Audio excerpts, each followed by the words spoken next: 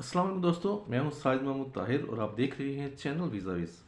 दोस्तों, आज का प्रोग्राम जो है वो आप ही के सवालात पर और उनके जवाबात पर मुश्तमिल है, ताकि जहां आपने चैनल के ऊपर ये क्वेश्चंस किए थे वहां पर इतनी स्पेस नहीं थी कि डिटेल में आपको जवाब दे सकूं।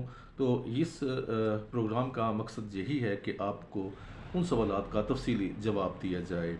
तो सबसे पहले आता हूं मैं अमीर अंसारी की तरफ। अमीर सर लिखते हैं कि मुझे अपने ब्रिटिश पासपोर्ट पर से नाम तब्दील कराना है क्योंकि मेरी इलादगी हो चुकी है। तो जनाब, सबसे पहले ये मुझे देखना होगा, चूँकि इसमें वाज़िया नहीं है कि पर्पज़ क्या है तब्दील करने का। इलादगी तो अगर होती है तो अगर सेम नाम है तो फिर नहीं, मैं भी किसी फ़ीमेल के लिए ये कहा गया हो। अगर फ़ीमेल के लिए है या आप फ़ीमेल हैं तो फिर उसके लिए आप चाहते होंगे कि जो सर नेम है वो चेंज किया जाए। अगर हस्बैंड के साथ है तो उसको तब्दील करके इलादा से कोई नाम रखा जाए। तो इस हवाले से सबसे पहले मैं आपको बताऊँ कि आप उस वक्त तक नाम तब्दील ना करें जब तक कि आपकी अब्सोल्यूट डिग्री इशू नहीं हो जाती। क्योंकि अगर आप इस बिना पर के अभी खामद के साथ इलादगी है तो अपना नाम जो है सर नेम चेंज कर लूँ, तो इसमें आपके लिए कल कुछ टेक्निकल उलझनें पैदा हो सकती हैं।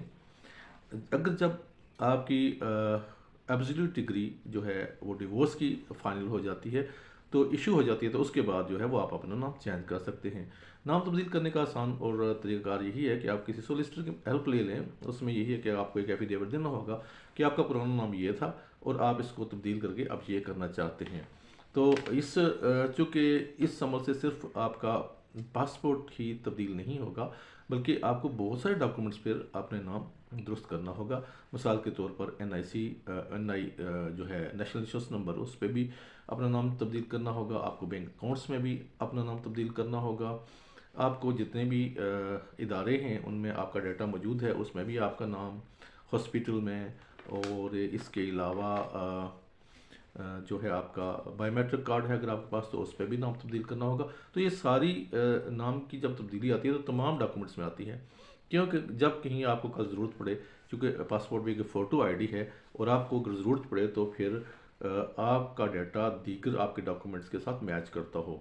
उम्मीद है कि आपको इसकी बात अच्छी तरह समझ आ गई होगी। ज़िया केटरर हैदराबाद से कहते हैं, जी रमज़ान शरीफ की मुबारकबाद। बहुत शुक्रिया जनाब, आपका खैर मुबारक, और आपको भी मुबारक हो। ये बरकतों और नेमतों का महीना है, इसमें जितना इबादत की जा सके, जितनी आप रहमतें समेटना चाहें समेट सकते हैं। मोहम्मद सज्जाद लिखते हैं, आपसे रब्ता कैसे करें। मैं अपना व्हाट्सअप नंबर दे रहा हूँ डिस्क्रिप्शन में, तो आप उस पर रब्ता कर सकते हैं। लेकिन आपसे गुजारिश ये है कि जब आप व्हाट्सअप करें तो उसमें अपनी डिटेल्स वगैरह सारा कुछ जो भी है लिखते हैं। कोई डॉक्यूमेंट भेजना चाहें वो भेज दें, लेकिन साथ में उसकी वजह लिखें, किस वजह से आप भेज रहे हैं और उसका मकसद क्या है, और आप क्या आपका क्वेश्चन क्या है, आप क्या पूछना चाहते हैं। क्योंकि इस पे कॉल लेना फ़िलहाल मेरे लिए इतना आसान नहीं होता है, उसके लिए स्पेसिफिक टाइम मैंने रखा होगा। बहरहाल आप इनिशियली आप अपना मैसेज जो है व्हाट्सअप कर दें, तो विद इन 48 आवर्स में आपको उसका जवाब इंशाल्लाह दे दूँगा। हमीदुल्लाह साहब लिखते हैं, अस्सलाम वालेकुम, मुझे कोई हंगरी से स्पॉन्सर करने जा रहा है, मैं वीज़ा कैसे अप्लाई करूँ। अच्छा, सबसे पहले तो आपने ये नहीं बताया है कि हंगरी का जो स्पॉन्सर है वो किस बुनियाद पर है। क्या हंगरी का स्पॉन्सर आपको वर्क के लिए है, क्या हंगरी का स्पॉन्सर आपको विज़िट के लिए है। जो भी सूरत हाल हो, ये मैं आपको बताता चलूँ। मैं पहले भी बहुत दफ़ा बता चुका हूँ कि कोई भी वीज़ा एप्लीकेशन होती है और जो स्पॉन्सर्ड वीज़ा एप्लीकेशन होती है उसके दो पार्ट्स होते हैं। पहला पहलू ये होता है कि आपका जो बर्डन है वो आप खुद बर्दाश्त करेंगे या आपका स्पॉन्सर बर्दाश्त करेगा। स्पॉन्सर बर्दाश्त कर रहा है आपका बर्डन, उसमें वहाँ के अखराजात वो कर सकता है, टिकट आप कर सकते हैं या टिकट भी वो बर्दाश्त कर सकता है। तो इसमें सबसे अहम बात यह है कि एम्बेसी जो है वो ये नहीं देखती है कि आप मुकम्मल तौर पर स्पॉन्सर्ड हैं और आप जा सकते हैं, ऐसा नहीं है। दूसरा पहलू ये होता है कि क्या आप वापस आएंगे या नहीं आएंगे। उसके लिए आपके अपने सर्कमस्टेंस जो वो बयान करना होते हैं। आपका बिज़नेस क्या है, आपकी एम्प्लॉयमेंट क्या है, आपके पास फंड्स कितने हैं, आप फैमिली टाइज क्या हैं, आप शादीशुदा हैं, गैर शादीशुदा हैं। ये सारी चीज़ें भी एक साइड पे रखी जाती हैं। बहुत आसान ये है कि समझाना कि फ़र्ज़ करें लिबास के लिए शलवार और कमीज़ की ज़रूरत होती है, तो अगर आप एक चीज़ पे तवज्जो देंगे, दूसरी पे नहीं देंगे, तो फिर डेफ़िनेटली उसका रिज़ल्ट अच्छा नहीं निकलेगा। हकीकत की दुनिया है जी। आगे कहते हैं जी, क्या कनाडा में विजिटर एयरपोर्ट पर ही असाइलम क्लेम कर सकता है? देखिए, जितने भी कंट्री जो जिनेवा कन्वेंशन के सिग्नेचरी हैं, उनके तमाम एयरपोर्ट्स पर आप असाइलम जो है वो क्लेम कर सकते हैं। आगे है जनाब जिमी मलिक, कहते हैं मुझे हांगकांग का विज़िट वीज़ा चाहिए। ठीक है, अगर आपको हांगकांग का विज़िट वीज़ा चाहिए, आप डिटेल्स जो है अपनी व्हाट्सअप कर दें हमें, जो नंबर जो है वो ऑलरेडी दिया गया है। यंग ये ट्रेवल्स, मैं कतर में हूँ, आपकी वीडियो बहुत उम्दा है, मुझे अल्बानिया का ई वीज़ा चाहिए, मैं आपसे कैसे रब्ता करूँ? आप भी व्हाट्सएप पर रब्ता कर सकते हैं। मोहम्मद एहसन, अस्सलाम वालेकुम सर, मैं 2011 में स्टडी वीज़ा पर यूके गया था। बदकिस्मती से मेरी एक एक्सटेंशन के दौरान ही शेम मैरिज का चार्ज लग गया। मेरे लिए एक ऑप्शन है दोबारा, क्या ऑप्शन है, दोबारा जा सकता हूँ वर्क वीज़ा या विज़िट पर? आपका सवाल भी इनकम्प्लीट है। आपने ये नहीं बताया कि आप वापस कब आए हैं, क्योंकि 2011 में आप गए थे और आपको कब चार्ज लगा है शेम मैरिज का। तो आप वापस कब आए हैं, ये चीज़ देखना है, और ये देखना है कि आप ने कौन सा जो लॉ था वो ब्रीच किया है। आप ओवरस्टे होकर आपने मैरिज की थी, या कि दौरान स्टडी आपने मैरिज की थी। इसके बारे में इनकम्प्लीट इन्फॉर्मेशन है, मैं आपको प्रॉपर गाइड नहीं कर सकता। लेकिन ये ज़रूर है कि आप यूके का जो बैन है वो मैक्सिमम 10 ईयर्स का होता है। 10 ईयर्स के बाद आप जा सकते हैं। यासीन भट्ट साहब कहते हैं जी, आपकी तुर्कमेनिस्तान पर बनाई गई वीडियो मुदल्लफ है, आपका शुक्रिया जी। आपका भी बहुत बहुत शुक्रिया, आपने अपना टाइम दे के वीडियो देखी। और ये कि हमारी कोशिश होती है कि जो भी इंफॉर्मेशन आप तक पास करें तो एक्यूरेट हो, कम अज़ कम उस दिन तक जब ये वीडियो अपलोड की जा रही हो। उसके बाद अगर कोई चेंजिंग आती है तो फिर उसके लिए हम कुछ कह नहीं सकते। लेकिन हमारी यही कोशिश होती है कि आपको कोई मिसगाइड ना किया जाए, और कोई ऐसा पॉइंट जो सिर्फ दिलचस्पी के लिए छोड़ दिया जाए, जो कि आपको बताना या आपके नॉलेज में होना ज़रूरी होता है। इरफान तूरी ने कहा है कि जनाब एयर ट्रांजिट वाली वीडियो को बहुत पसंद किया। अच्छा जी, इरफान तूरी साहब, आपका भी बहुत शुक्रिया कि आपने इस वीडियो को पसंद किया है। साकिब खान कहते हैं जनाब, मेरी उम्र 15 साल और 7 माह है, क्या मैं विजिट वीज़ा पर तुर्की जा सकता हूँ? जी बिल्कुल जा सकते हैं, लेकिन उसके लिए चूँकि आप डिपेंडेंट होंगे, आप इंडिपेंडेंट नहीं होंगे, तो आपको अपने कफ़ील यानी कि जो भी आप जिनके ज़रिए कफ़ालत हैं, फादर हैं, मामू हैं, जो भी हैं, उनके डॉक्यूमेंट्स आपके साथ लगेंगे। और मोहम्मद अमीन कहते हैं जी, जनाब असाइलम अप्लाई करने के लिए कितने अर्सा बाद अपने मुल्क का सफ़र कर सकता हूँ? जब तक आपको उस मुल्क का पासपोर्ट नहीं मिलता, आप अपने मुल्क सफ़र नहीं कर सकते हैं।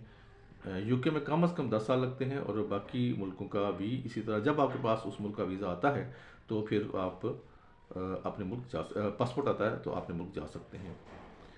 ये एक और पासपोर्ट होता है जो कि जिसमें कंडीशन होती है कि आप अपने मुल्क नहीं जा सकते, वो 5 साल के लिए इशू होता है नॉर्मली। और उसके बाद जब आप इंडिपेंडेंट आपका वो पासपोर्ट इशू होता है उसकी नेशनलिटी वाला, तो फिर उसमें आप जा सकते हैं। नॉर्मली इसमें कम अज़ कम 10 साल लग जाते हैं।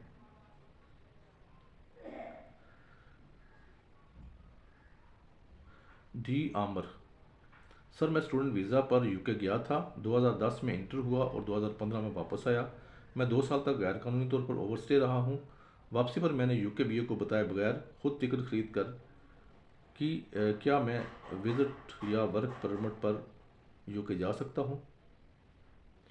जी, आपका जो बैन टाइम है वो पास हो चुका है, और अब आप इसमें अप्लाई कर सकते हैं, लेकिन आपको अपनी पिछली हिस्ट्री ज़रूर अपनी एप्लीकेशन में बताना होगी। सरजना शाही लिखते हैं, सर स्टूडेंट वीज़ा के लिए आइल्स ज़रूरी है कि नहीं? आइल्स तमाम यूनिवर्सिटीज़ और कॉलेजेस एक्सेप्ट नहीं करते हैं। बाज़ कॉलेजेस वेव ऑफ कर देते हैं, यूनिवर्सिटी वेव ऑफ कर देती हैं आपकी डॉक्यूमेंट आपकी क्वालिफ़िकेशन के मुताबिक, या फिर आपकी जो रिज़ल्ट के अलावा आपसे कोई टेस्ट वगैरह ले लेते हैं, फ़ोन पे आपको इंटरव्यू करते हैं, उसके मुताबिक वो वेव ऑफ कर सकते हैं। लेकिन ये जानना ज़रूरी है कि कोई भी जो जेन्युइन स्टूडेंट है उसको आइल्स करना चाहिए, टॉफल करना चाहिए, जो भी रेलिवेंट है करना चाहिए। वैसे तो कनाडा में, यूएसए में और यूके में भी आइल्स जो है लाजमी बास यूनिवर्सिटीज़ में नहीं है। बेस्ट लिखते हैं जनाब, हांगकांग में डोमेस्टिक वर्कर की सैलरी कितनी होती है, क्या फूड अलाउंस भी मिलता है? हाँ जी, हांगकांग में डोमेस्टिक वर्कर की सैलरी बहुत नॉमिनल है। 5000 HKD कम अज़ कम है, यानी कि हांगकांग के $5000 मिनिमम सैलरी है। ज़्यादा तो जो कि देना चाहे तो उसकी अपनी मर्ज़ी है, लेकिन 5000 सैलरी के अलावा लिव इन जॉब होती है। इसमें आपको उसी घर में रहना पड़ता है जहां आप सर्विस करते हैं। वो उस घर में आपको एक अलग लिविंग रूम देते हैं और 1 डे इन ए वीक आपको छुट्टी भी मिलती है। तो ये हांगकांग का प्रोसीजर है। अलबत्ता कि आपके सवाल में कुछ और हाँ, फूड अलाउंस का था। फूड अलाउंस बिल्कुल ऑब्वियसली इसमें ऐड होता है। उम्मीद है कि आपको ये इन्फॉर्मेशन देने से मिलने से तसल्ली होगी। मोहम्मद शहबाज लिखते हैं, अस्सलाम वालेकुम sir, paid and confirm hotel booking पर वीडियो बनाएं। बहुत शुक्रिया शहबाज, इंशाल्लाह ये ऐसा करेंगे हम लोग। आपकी तजवीज़ जो है वो नोट कर ली गई है। उमर ज़हीर, सर बताएं कि यूएसए में असाइलम कितने अर्से में मिल जाती है? देखें, असाइलम के लिए कोई स्पेसिफिक टाइम फ्रेम नहीं होता है। ये डिपेंड करता है, केस टू केस वेरी करता है। कैसे हालात हैं आपके, आपका मुल्क जो है वो वार जोन में है या आप किसी स्टेबल कंट्री से आ रहे हैं, कहीं आपके मुल्क में कोई पॉलिटिकल अपहीवल है या आपको पर्सनली किसी ग्रुप से डेंजर है, या इस तरह के जो भी मामलात हैं वो डिपेंड करता है आपके केस के ऊपर और आपका केस की इंक्वायरी के ऊपर। आप कौन से डॉक्यूमेंट उनको ऑथेंटिक दे रहे हैं, कौन कौन से डॉक्यूमेंट जो है वो उनकी इंक्वायरी जो है वो आपके होम कंट्री में जाएगी। तो ये इसके लिए कोई भी टाइम फ्रेम मुकर्रर नहीं है। ASMR एंड रिलैक्सेशन, क्या तुर्की में ओवर स्टे वालों का दोबारा वीज़ा नहीं लगता? अब ये भी कंप्लीट क्वेश्चन नहीं है, लेकिन ओवर स्टे करके अगर आप वो मुल्क छोड़ देते हैं और उसके बाद आप ये चाहते हैं कि दोबारा वीज़ा होगा या नहीं होगा, तो उसमें ये है कि आपने कौन सा जो ब्रीच किया है लॉ इमिग्रेशन का। आपने कोई कंट्री लॉ तो नहीं ब्रीच किया। ये डिपेंड करता है आपके केस के ऊपर और ये 1 महीने से लेकर 5 साल तक इस पर बयान हो सकता है और उसके बाद आप जा सकते हैं। मोहम्मद फ़हीम के 2-3 मैसेजेस हैं। ये कहते हैं जी बैंक स्टेटमेंट ज़रूरी है UK air side transit visa के लिए, और दूसरा इन्हीं का सवाल है कि जनाब कितने दिन में आपको वीज़ा मिला था, और तीसरा क्वेश्चन है जनाब इन्हीं का, शायद ये भी मोहम्मद फ़हीम नाम लिखा हुआ है। मेरे पास के मैन का वर्क परमिट है, मैं यूके का एयर साइड ट्रांजिट वीज़ा लेना चाहता हूँ, मेरे पास बैंक स्टेटमेंट नहीं है, क्या जब मैं बायोमेट्रिक के लिए जाऊँगा तो मेरी दरख्वास्त पर पुराना केस असरअंदाज होगा? अच्छा, तो ये जहाँ तक मैं समझा हूँ इस इन 3 क्वेश्चंस में कि आप पहले से यूके में जा चुके हैं और वहाँ पर आप या तो ओवर स्टे रह के आए हैं या मतलब कोई भी आपने वीज़ा कंडीशन ब्रीच की है, तो अब आप चाहते हैं कि आप ट्रांजिट वीज़े पे दोबारा उस मुल्क में एंटर हों, और आपका क्वेश्चन ये है कि क्या मैं दोबारा इंटर हो सकता हूँ, मुझे वीज़ा मिल सकता है या नहीं मिल सकता है। दरअसल यूके के हवाले से ये है कि वो कोई भी मुल्क है वो देखता है जब आप थर्ड कंट्री में जाते हो कि आपका इंटरेस्ट ट्रांजिट का क्या है। अगर तो आपके पास अगले मुल्क का वर्क वीज़ा है तो फिर उसमें आपकी एप्लीकेशन ज़्यादा बेहतर तरीके से कंसिडर हो सकती है। लेकिन यूके एक ऐसा कंट्री है उसमें आपको आपने कभी भी ज़िंदगी के अंदर कोई 10 साल 5 साल 6 साल की बात नहीं है, ज़िंदगी में कभी भी आपने कोई कंडीशन ब्रीच की है वीज़ा की, कहीं आप ओवरस्टे हुए हैं, कहीं आपने LTR अप्लाई किया, कहीं आपने असाइलम अप्लाई किया है, वो सारा का सारा आपको उनको डाटा देना पड़ता है। तो इस पर आपके केस के ऊपर जो वीज़ा ऑफिसर है उसकी जजमेंट आएगी कि वो आपको वीज़ा देगा या नहीं देगा। उसके बाद जनाब हैं लाइक फिल्म्स, सर मेरा छोटा सा बिज़नेस है भाई के साथ, मेरा अपना एनटीएन नहीं है, क्या करूं? आप एनटीएन बनवा लें, सिंपल एंड सादा से बात है। और ये कि एनटीएन चाहे आपकी पार्टनरशिप है भाई के साथ और आपका छोटा सा बिज़नेस है या बड़ा बिज़नेस है, उससे फ़र्क नहीं पड़ता है। आप अपना एनटीएन बनवा लें, क्योंकि दोनों पार्टीज़ का अगर पार्टनर हैं, चाहे बाप बेटा हैं चाहे भाई हैं, तो अगर पार्टनर हैं कंपनी में तो उनका या फर्म में, तो उनका जो है वो इलादा एनटीएन होगा। एनटीएन बनवा लें। हाँ, आपका अगर बार ने बिज़नेस नहीं किया है तो आप नील रिटर्न भी दें, लेकिन आपको हर साल जो टैक्स रिटर्न है वो देनी पड़ेगी और ये बहुत ही ज़रूरी है आपके लिए। आगे जनाब शेख राबिया बिन, ये इनका कोई इंग्लिश में मैसेज है। कहते हैं कि जी I was studding in London from 2010 to 2017 and on student visa when I arrived in London to study in a college on 18th month's visa. I overstayed till 2017. One day police caught me outside my house for throwing garbage and when checked my ID was found to be illegal. They took me to detention center, so I applied for asylum as my country India was not safe for me. Case was held for 3 years. I used to go to reporting center to sign it, but case was not resolved. So I left UK with my pocket money ticket. While I leaving Heathrow Airport, I did not get any notice, nor while arriving to India as well. So I want to know whether I can re-enter or not. जी जनाब, तो जहाँ तक मैं समझा हूँ आप student वीज़े पर गए थे 2010 में 18 मंथ के लिए। तो जब आप वहाँ पर पहुँचे हैं तो आप ने उसके बाद जो है वो आप 2017 तक वहाँ पर रहे हैं एज ओवरस्टेयर, और आपने वहाँ पर फिर इस दौरान आपने जब क्या किया था जनाब, बाहर कोई कूड़ा वगैरह फेंकने के लिए अपने रूम से निकले हैं, घर से निकले हैं, तो सामने आपको पुलिस ने वहाँ पे आपकी आईडी चेक की, और आईडी चेक करने के बाद पता चला कि आप ओवरस्टेयर हैं। तो फिर आपको वहाँ से डिटेंशन सेंटर ले गया, आपको डिटेन किया गया। इस दौरान आपने अपनी असाइलम अप्लाई कर लिया और कहा कि मुझे अपने मुल्क में ख़तरा है तो मैं यहाँ रहना चाहता हूँ। केस जो था वो ऑब्वियसली आपका रिफ्यूज़ हुआ होगा, यहाँ आपने ये बात नहीं किया। रिफ्यूज़ हुआ तो इसलिए आपको साइनों पे लगा दिया गया और उसके बाद आप अपील में चले गए होंगे प्रॉब्ली। मैं ये कह रहा हूँ जिस भी स्टेज पे आपका केस जो था अंडर प्रोसेस था, और उस दौरान ही आप अपना टिकट लेकर अपने मुल्क में चले गए हैं।